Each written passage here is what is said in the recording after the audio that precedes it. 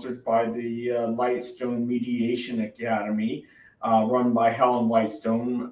She is a professional paralegal and qualified mediator, and has actually been a former guest on True Politics. And we are very lucky to have another recurring guest, John Capobianco, or as close friends and colleagues call him, Cappy. I've had the privilege of knowing him as far back as 1988, and my God, where was some time ago. But first of all, Cappy, I want to thank you for agreeing to appear on here yet again, because I always value your insight. And today's topic is going to be basically Quo Vadis Conservative Party of Canada, because I mean this has been an interesting year to say the least. I'll kick this off. Earlier this year, the party was poised to form a majority government. Poilievre was earmarked to become prime minister. Things got derailed. Mark Carney, a novice, managed to carve out a minority government situation at the party's expense. And then to add insult to injury to the party, Poilievre lost his own riding, one that he had held for 20 years. Cappy, what happened? Well, Justin, just before I answer that, let me first say that to thank you for the opportunity to be on True Politics podcast. I think the work and the success of True Politics over the years has been tremendous, and I attribute to you and your team for doing it. So I'm honored and privileged to be on it yet again, and will always continue to say yes whenever you ask me to come on. So just wanted to say congratulations on the success. Thank you. Let me just say that your preamble or your question was quite poignant in a sense of capturing the essence of what we as conservatives went through over the course of the last, I would say, year or so. Especially because we did see the polling numbers, with us in the lead by over double digits, in some cases 20, 25 points, leading up to the end of 2024 into 2025. And I think a lot of that was a combination of a couple of things. One, the effectiveness of Pierre Poilievre as the opposition leader, and the questions that he was asking and sort of putting the prime minister at the time, Trudeau's feet to the fire, if you will, on issues that were really important to Canadians. And the prime minister at the time, Trudeau and his government, were completely oblivious to the issues that were facing Canadians, and were focusing on issues that were more in line with what liberals and liberalism was all about. And I think that was a large part because of that gap. And Pierre kept a laser focus on affordability, on housing, on safety, security, on crime, and those issues that really mattered. And I think it got the prime minister and the Liberal government at the time to pivot and start focusing on those issues, but far too late, not least of which, of course, the carbon tax. And I think that, so the polling numbers were reflective of that. And I think the other thing was that Canadians, in large part even Liberal voters, just did not like Justin Trudeau. So the combination of Pierre's effectiveness as the opposition leader and the dislike, I was going to say hatred, but the dislike of Justin Trudeau caused us to have that 20-point delta over the Liberals. And I think, that led to a kind of a rebirth of the Liberal Party. I think a bit of soul searching for them, which caused them to obviously displace Justin Trudeau, have a leadership contest, which really was Mark Carney's to lose. And then you got a prime minister and Mark Carney, which changed things drastically. We went into the election, Justin, and we saw what we saw, which was a complete reversal of the 20-point gap that we enjoyed as conservatives, and it led into a strong minority government by the Liberal government. And with Pierre losing his seat. So that's where we are. And I would say that, I would not ever rule out Pierre Poilievre or the Conservatives. I think that Mark Carney, the Prime Minister, has had a pretty easy honeymoon, if you will, without much opposition. Yes. Without much opposition. Of course, the NDP are in complete disarray. and doing their own leadership process. And he's invoked And controversy as well, not only as a Bank of Governor in Canada, but as the governor of the Bank of the UK as well. He faced very sharp criticism from many quarters in both countries for his roles there, and I found that and I mean, don't get me wrong. I mean, he's well educated, very erudite. No one's fool in terms of policy. mm-hmm. Was this when they put him in? I thought, is this really someone who can maintain being prime minister? He had next to no political experience. Policy, yes, but you do have to bridge the gap at some point, and there was concern from a number of quarters, but all across the Canadian political spectrum, not just in liberal circles, but conservative circles, and just the electorate in general. And that's why I find this so shocking. It's Yeah, I would concur, Justin. I think a lot of us were obviously shocked at the outcome, but again, if you look at the silver lining around every cloud, and that is to say that Pierre did get 41% of the popular vote, which is the highest that we've seen in a long time. He did get 16 new seats in Ontario, and in a lot of them in the 905 area, and a lot of new voters that the Conservative Party never was able to get, which were namely the young Canadian voters, 18 to 35, and a lot of the blue collar union workers, the trade workers that really, never really voted Conservative, but did over the course of the last little while, because Pierre's message was very much attuned to what they were, with some of the challenges they were facing. So, there's a lot of good things to build from through this defeat, because obviously losing sucks, and Pierre's the first one to tell you that.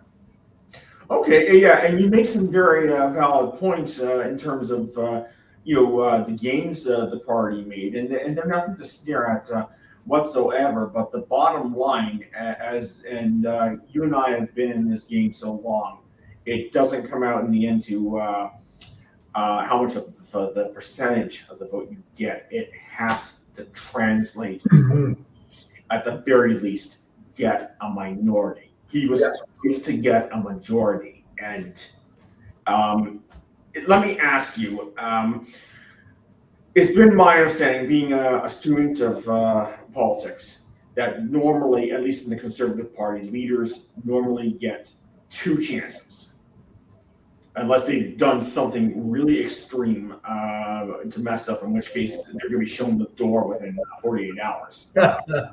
Say like a catastrophic election loss. But I've noticed, I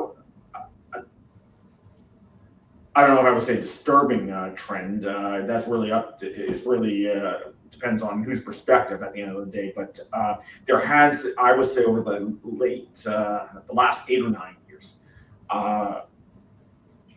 the party, I would say, is getting a little more ruthless, as like one shot or you're out the door.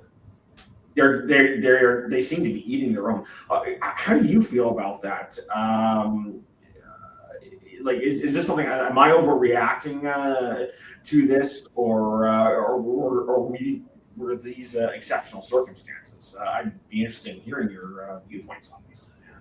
Well, it's a good point, Justin, and I'm not sure you're overreacting, quite frankly. I would say that, I'm not a fan of one and done kind of leadership, just because, especially after you get through an election campaign where Canadians, finally get a chance to see the essence of the new leader, and then that new leader, he or she, if they happen to lose, then all of a sudden get ousted, and then Canadians are now faced with a brand new leader going into the next election. And as you know, between elections, a lot of Canadians aren't like you and I and others that will watch Question Period and watch the news 24/7.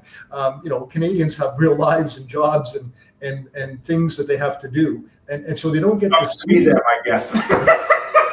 they don't get to see the opposition leader in action. So really, the ability for the opposition leader to get media and to get some level of recognition is really tough between elections. So now that said, I'm not in favor of keeping them for the sake of keeping them. If a leader has done incredibly wrong, an election campaign went completely south, then I think there is an opportunity for us to as party and as caucus, to get rid of that leader. We saw that with Andrew Scheer and Aaron O'Toole. To your point, they were the one and done kind of in the category. I'm not sure Pierre Poilievre falls in that category, and I'll tell you why, Justin. I think that Pierre Poilievre built the party. He won the leadership, if you recall, decisively over Jean Charest. Then went about building the party and building the brand of the party, and to a point where we went from normal points to again being 20 points in the lead. And again, you could say that was more because people hated Trudeau, granted.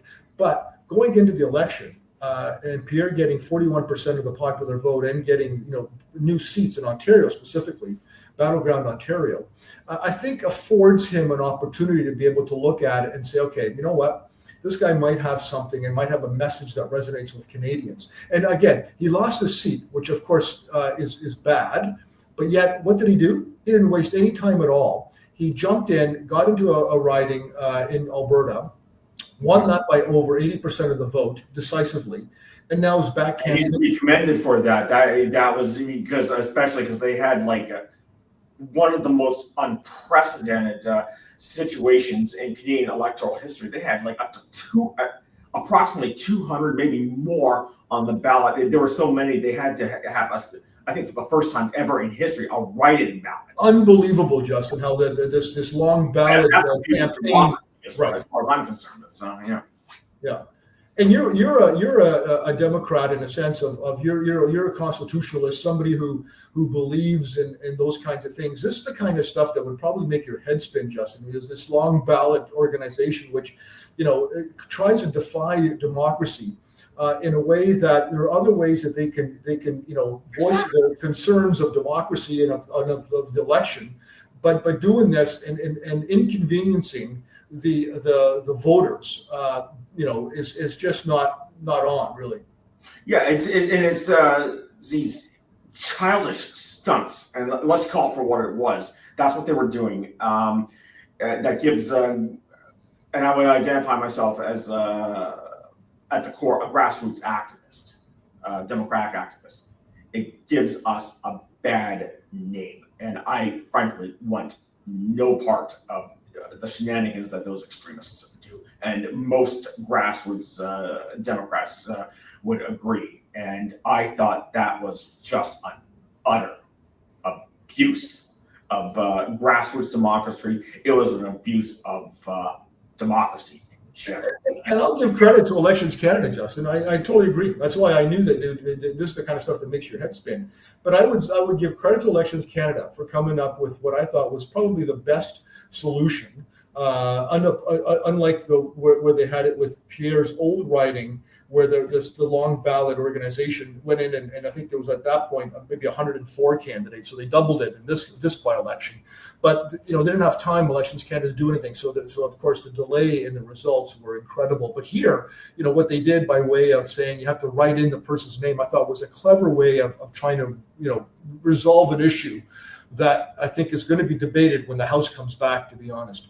I don't know if it was so much clever as it was necessary. There was no other choice, basically. Yes. Out of necessity, I think, Justin. It was rather that or things were going to go to hell in the handbasket. And in fairness to Elections Canada, I think they did do the very best they could under what were egregious circumstances. Yes. And I tip my cap to them for that, for behaving responsibly and trying to put the voters at the end of the day first, despite this electoral insanity. And there's no other way to describe it. Talk a little more. You touched on this. Pierre Poilievre was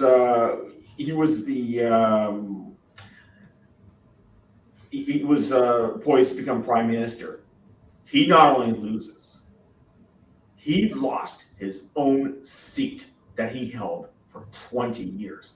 My God, what happened? That's a good question, and I think that probably the one person who really wants to know that answer is Pierre Poilievre himself.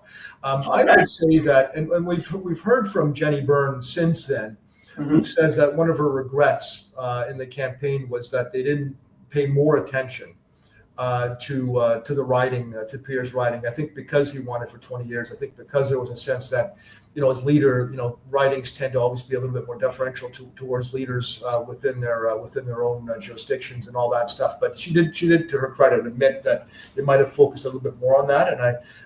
Or the telltale signs. Are you suggesting maybe that, well, not Poilievre specifically, but do you think maybe the party was just taking it for granted? He'll get in, we don't have to worry. Yeah, I wouldn't say necessarily granted. I think there was a sense of, they had obviously teams of people that were working there, but maybe not as focused, or maybe they didn't see the signs early enough that things were changing around.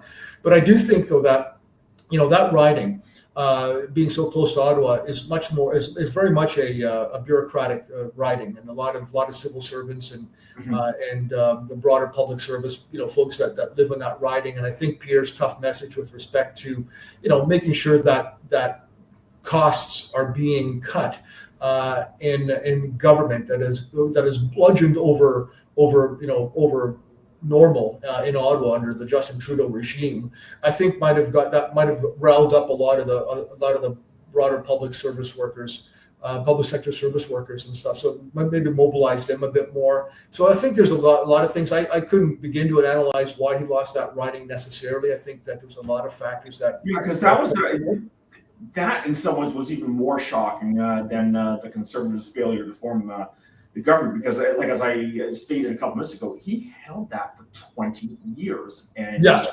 you tend to think you're fairly safe. That was the last thing I was expecting that night. Yeah. It's not, Sorry, were you going to say?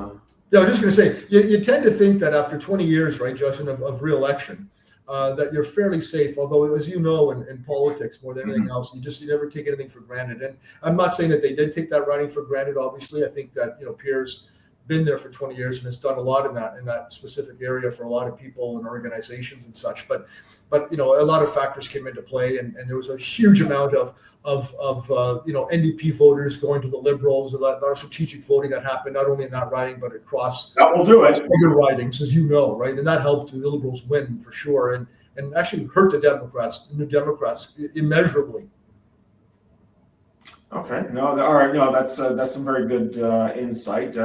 Personally, I hadn't thought about that, but at the same time, I don't have access to the same data you and Jenny Byrne do as well. And Jenny is a phenomenal woman and a phenomenal campaigner and stuff. And I certainly can't fault her for her efforts. It's sometimes things just don't work out in the end. You can have the dream team, and as you well know, Gabby, at the end of the day, what can you say? Well, you know what they say, Justin, is that winners have many fathers, and losers are orphans. In a sense. John F. Kennedy, yes. Yeah, in a sense of when you win, everybody's sort of you're on top of the world. But the minute you lose, and all of a sudden, everybody turns away. But I applaud Jenny for not only making Pierre win the leadership, sticking with them throughout the election campaign and since, and has done as much as she could to get us to where we are. So it's never easy to be a campaign manager. It's a thankless job, and as you said, if you win, you're a hero. If you lose, people abandon you. Yeah. Yeah, that's the sad reality of politics, as you and I both know. It's not fair. It's not necessarily right. But correct. It is what it is. You have to live with it. Okay. There was some discussion that I've had with others, and I've monitored on news agencies and whatnot. One of the issues, the policy platform, there was concern that the platform had been co-opted. What is your opinion on that? Are people just making too much out of it? Was it really co-opted to begin with? Or if it was co-opted, what elements were co-opted? And Have at it, Cappy. Yeah, no, I'm not sure about the policy platform in a sense. I don't think it was co-opted necessarily. I think that they had kind of there was an MP by the name of Adam Chambers who was charged with working on the platform, and I know for a fact that he was meeting with stakeholders and getting a lot of feedback from conservatives and others into the platform. I think that Pierre was again laser focused. This is what got him into the 20-point lead, and that is he was the one driving the issues that were of huge of importance to Canadians. That being, the carbon tax and accident tax and building homes and making homes a bit more affordable and making life affordable. All of those issues were something that he had focused on, quite religiously and quite on focus. But there were some that will say, well, Trump came in and got elected, and he was kind of hurting us with the tariffs, and Mark Carney, as you suggested earlier with his resume, maybe he should have pivoted and focused a little bit more on Trump and stuff. But I think that you never know, right? And you could be an armchair critic, and hindsight's 2020. But I think Pierre won a lot of those seats in Ontario, those 16 seats in Ontario, in large part because of that local message of affordability and safety and crime and all those issues. I think that resonated with the blue collar workers, men and women, and also the young folks who said, "Hey, I'm tired of living in the basement of my parents' house. I want to get out of here." And Pierre was the only one talking to them about that. So, you might have lost some of that vote depending on how it goes. So it's really hard to determine. But Pierre did not ignore Donald Trump. He was very much in saying from the beginning that in order to deal with Trump, you have to deal from a position of strength. And Canada was not in a position of strength after 10 years of Justin Trudeau's disastrous governance.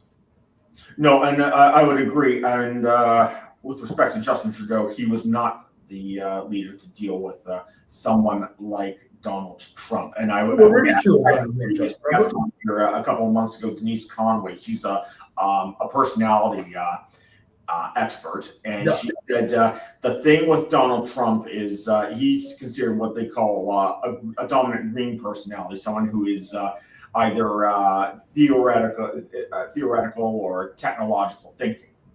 And say what you will about Donald Trump, but he, according to her, he is wired like that. And one thing that a lot of people don't seem to realize, in any debate or political negotiation, no matter how controversial, he has won every single one of them.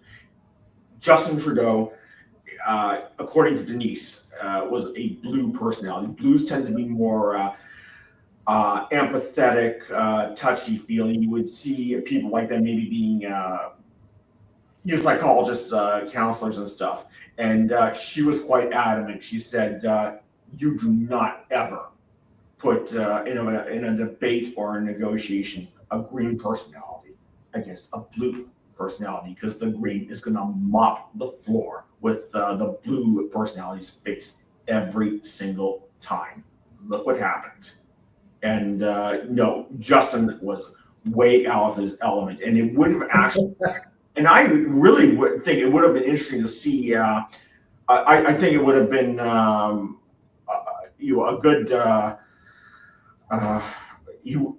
Pierre would have given President Trump a good run for his money, because I didn't speak to her regarding Pierre, but I've made some observations as well. I would suspect he is a green as well, and I think he would do well with him in debates, especially at the negotiation table over this whole trade nightmare and stuff. And and I think it's very unfortunate that he was denied that opportunity by the electorate, and Trump is now going to. I mean, Carney is there. I mean, he's also a green and stuff, but I think he lacks other qualities and stuff. And stuff. I don't know if he's theoretical, but he doesn't necessarily have the communication or the negotiation skills. Yeah, Justin, what I would say is I think, and I've given Carney some level of credit, since he's been prime minister, how he dealt with Trump, in the sense that he certainly has changed the dynamic of it from Justin Trudeau, where the president was completely ridiculing us and ridiculing him, calling him the governor of the 51st state and all that nonsense. And I think the prime minister stopped. Yeah, and I think Prime Minister Carney has kind of changed that, where at least there's a little bit more level of respect. I think where the problem is, having said that, I think where the challenge is that, Mark Carney ran a campaign based on the fact that he was going to be the Trump whisperer, that he was going to be the one that was going to, get us to deals and be able to deal with Trump in a way that, would help, Canadians not get suffered or feel the consequences of a tariff. And that's not been happening. And in fact, quite the opposite. Now, there could be a lot of negotiations happening behind the scenes, but we're now, months into his term, and there's nothing but more tariffs being levied on us. There's no sign of a CUSMA NAFTA negotiations. Yeah. So I think what's going to happen is this, and that is, once the House comes back in mid-September, Pierre's going to be now the official opposition leader and back in the House and questioning the prime minister. I think that if we don't have a deal, or at least some semblance of a deal by then, and leading into the fall, going into the Christmas break, I think you're going to see a lot of the popularity vote and a lot of Canadians questioning whether or not, Mark Carney, the prime minister, is the best one placed to deal with Trump. So there's going to be lots to see in the next ensuing months. Okay, so this could be Poilievre's moment of truth. Correct. If what you're saying is accurate. That's very interesting. I hadn't thought about that. Let me ask you, I'm not sure what your level of knowledge is, but nothing asked, nothing gained. Do you think the AI controversies, do you think that had some kind of an effect on the Conservatives? Like AI interference, say, from foreign actors, say, like from China and whatnot. Could that have impacted on the Conservatives' performance? Yeah, I don't think so.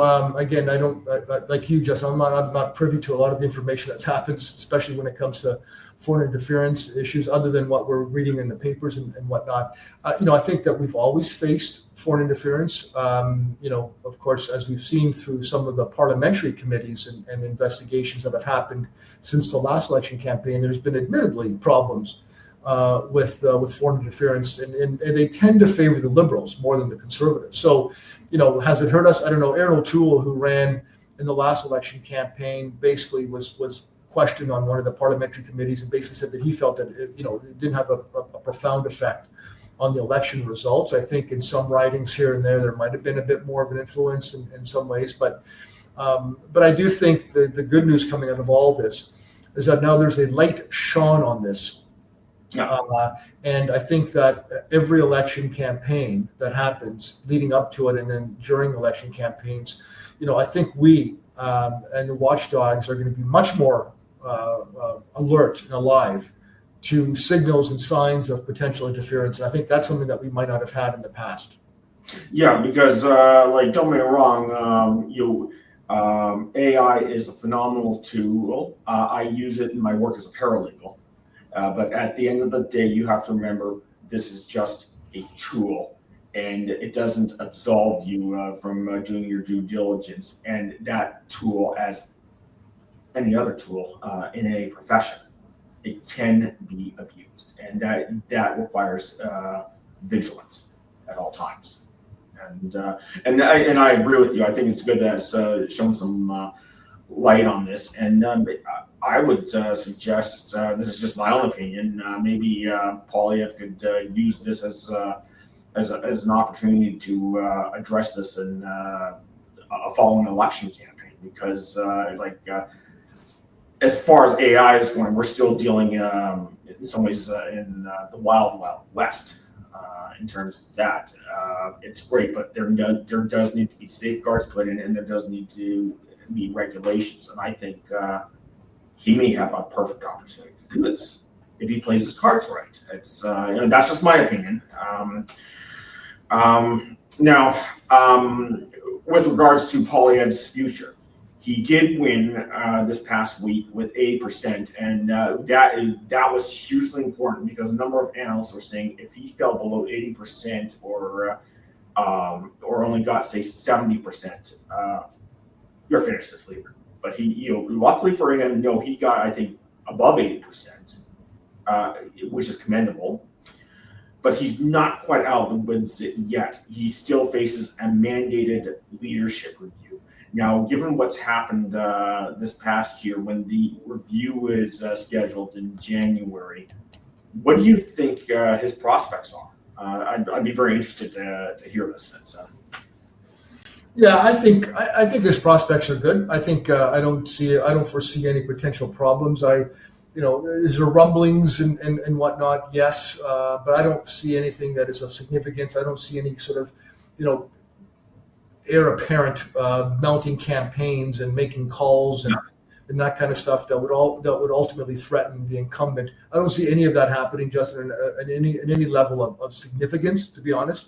And as you know, I got my ear to the ground on a lot of these things. But so, again, will there be some opposition? There's some disgruntled people because they weren't happy how the party did the nomination process, and some candidates were appointed versus, allowing for nomination process. That happens all the time, and there's always disgruntled voters. And not to discount that, because obviously there's enough people that can rally around and cause a bit of a stink, then you should always be worried. And one thing that Pierre's probably learned from losing his own riding is never take anything for granted. So I do think that they're working hard to make sure that he is well placed in the convention that's coming up in January in Calgary.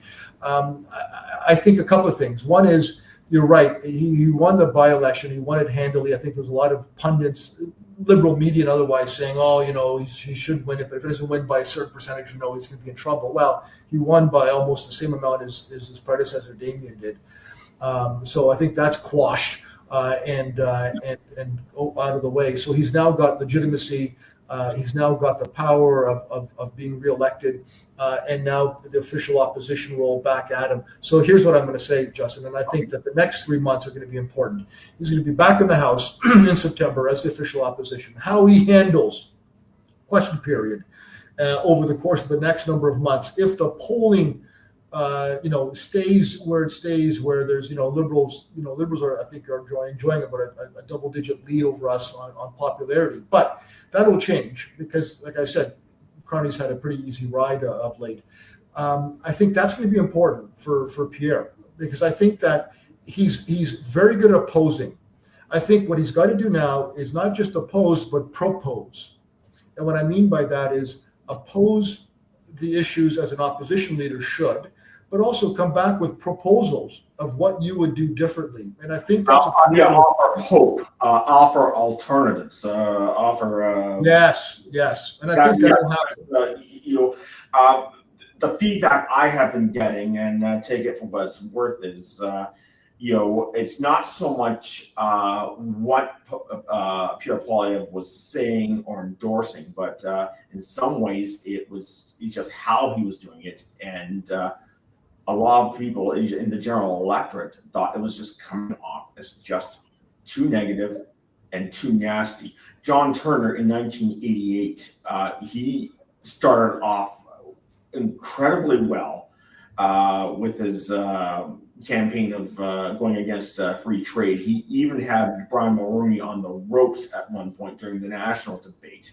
But the fatal error, at least as I saw it, he just kept on hammering on nothing but free trade. And it's like, okay, Mr. Turner, what are you going to do other than free trade? That's all you're talking about. You haven't offered one thing. And that, I thought, destroyed his chances, because Mulroney, and you were there at the time, he was offering hope. He was offering positivity. He actually had a balanced policy platform. And I would suggest, I don't know if Mr. Poilievre is listening, but that would be the best advice I can, try to tone the message a little differently. What he's saying, I think could resonate in the public a lot. Is just how he says it. Yeah. Yeah, I think a lot of that is probably the kind of advice he's getting as well, Justin. I would say from his handlers and from folks, which is to say, like, look, I wouldn't say he has to change dramatically. I think that's not in his nature, to be honest. I've known Pierre for a long time. When he's a lot younger than I am, but we were both involved in the Unite the Right movement and youth politics back in the day. But he's always been a very much a policy kind of ideologue in a sense of understanding and being true to his principles and his commitments. So he's always been consistent that way. And what we're seeing Pierre today is what we've seen for many decades. I don't question his intelligence or breadth of policy knowledge at all. You can't have risen to the level he's at without having correct that kind of knowledge. And this is the gray zone here. Yes, how do we make the connection at the end? And I think that's something you're going to probably see with Pierre over the course of the next bit, which is that propose kind of thing, which is, if you're going to oppose something, propose a solution to it, and focus on making Canada strong again, which are core issues that have gotten him, the 41% popular vote during the election campaign. Okay. Well, we're just about out of time.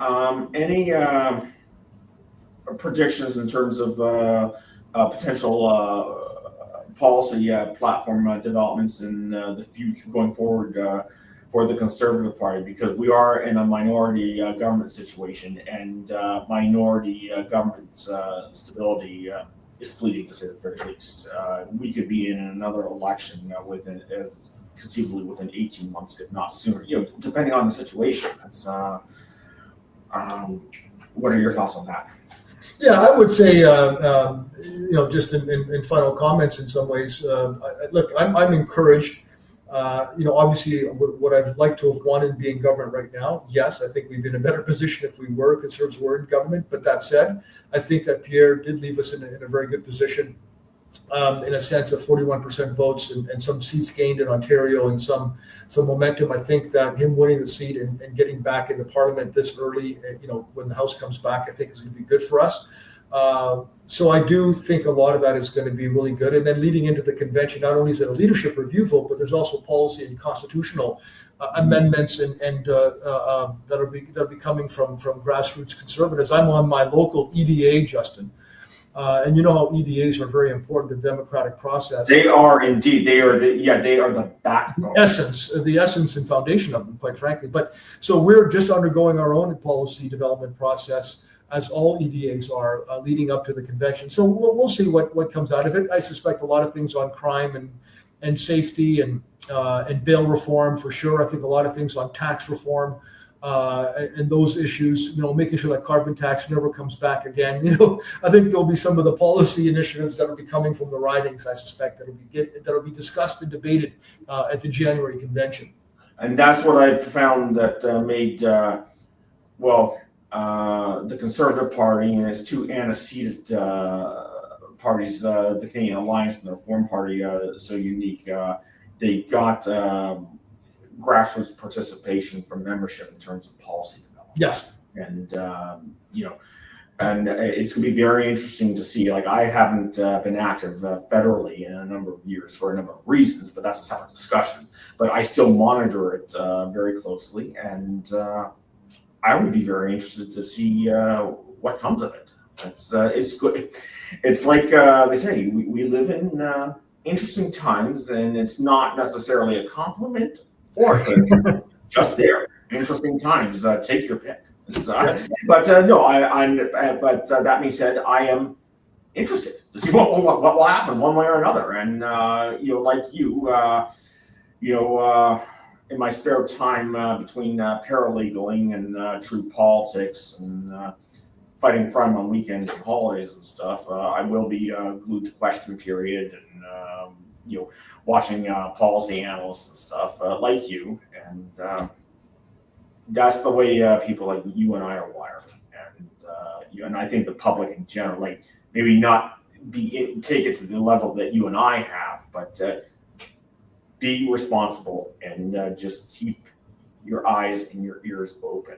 And don't lose your voice. That's what I would advise. So. Sound advice, Justin. And I think we're in the 1% category of 1% of people that are truly involved and immersed into politics and watch the news and watch Question Period and watch all of the wonderful trappings that we have that makes our country such a beautiful democratic place to live. But we watch that religiously, and it's something that I cherish. Well, my opinion is if you don't use it, you lose it. And that is, I think, sound advice, not just for conservatives, but for liberals, NDP, and frankly, just the Canadian citizen in general. That's the way democracy will function. But Cappy, thank you again. As always, you have knocked it out of the park. I love hearing your insights. And I'm looking forward maybe in 6 months to having you on again after the leadership review and see at that stage where the party is going and where actually Mark Hardy is going as well, because it's like I said earlier, because we're in a minority government here today, off to the polls within 1 week, theoretically. I mean, but again, Cappy, thank you so much. It is a privilege to have you on there because, frankly, I learn a lot from you, and I think the viewers learn a lot from you. Justin, you're very kind, and thank you. And glad, as you know, I value our friendship over the many, many decades. But again, thanks again, and continued success with True Politics. And I'll always say yes when you ask me to come on. So thank you again. Appreciate it. You better, because if you don't, okay, you won't come on, and I'll lose a friend. No, it would that'll be that. And thanks, Justin. Okay, listen. Again, Cappy, thank you so much, and keep your ear to the ground. Thanks so much, Justin. All right, and we are done. Again, this is Justin O'Donnell for True Politics, and this episode has been sponsored by the Lightstone Mediation Academy, run by Helen Lightstone, who is a professional mediator. And she was a guest at one point on True Politics, and we're very thankful for her sponsorship. So take care, everyone, and we will be having another great episode in the next week or two, if not by myself, conducted by myself, then someone else from our amazing dream team of hosts that we have. Take care.